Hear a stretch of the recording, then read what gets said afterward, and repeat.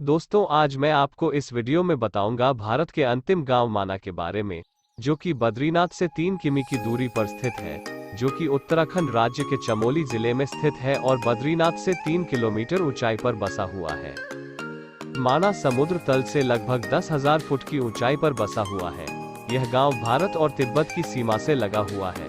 माना गांव अपनी सांस्कृतिक विरासत के साथ साथ कई अन्य कारणों की वजह से भी मशहूर है। दोस्तों, अगर आप इस चैनल पर नए आए हैं तो प्लीज चैनल को सब्सक्राइब कर दीजिए और वीडियो को एक लाइक भी कर दीजिए। माना गांव में रिदम्पा जाति के लोग रहते हैं। इस गांव की आबादी बहुत ही कम है। यहाँ पर केवल 60 ही घर हैं। यहाँ पर बने घर लकड़ी के बने हुए हैं। माना गांव से लगे कई ऐतिहासिक दर्शनीय स्थल हैं।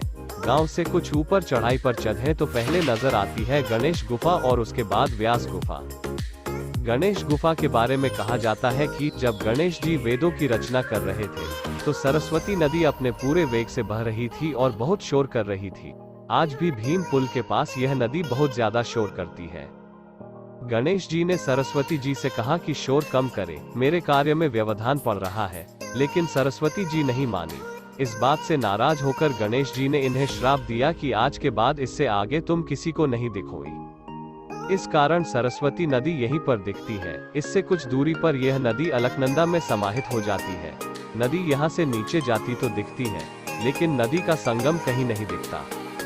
इस बारे में भी कई मिथक हैं, जिनमें से एक यह है कि महाबली भीम ने नाराज होकर गदा से भूमि पर प्रहार किया, जिससे यह नदी पाताल लोक चली गई। साथ ही माना गांव के बारे में कहा जाता है कि जब पांडव स्वर्ग को जा रहे थे तो उन्होंने इस स्थान पर सरस्वती नदी से जाने के लिए रास्ता मांगा, लेकिन सरस्वती ने उनकी बात को अनसुना कर दिया और मार्ग नहीं दिया।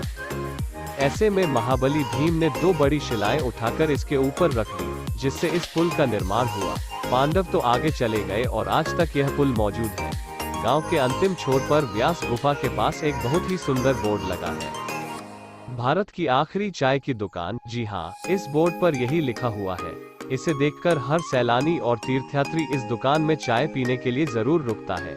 इस दुकान में आपको साधारण चाय से लेकर माना में पी जाने वाली नमकीन गरम चाय, वन तुलसी की चाय आदि भी मिल जाएगी।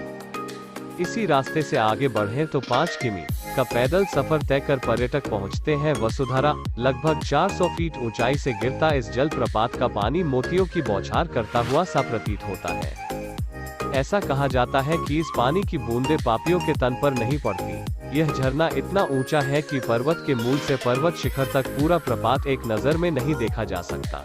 दोस्तों, आपको भी माना गांव एक बार जरूर घूमना चाहिए। इस वीडियो में इतना ही है, फिर मिलेंगे एक अगले वीडियो में। तब तक के लिए जय हिंद, जय भारत, जय उत्तराखंड।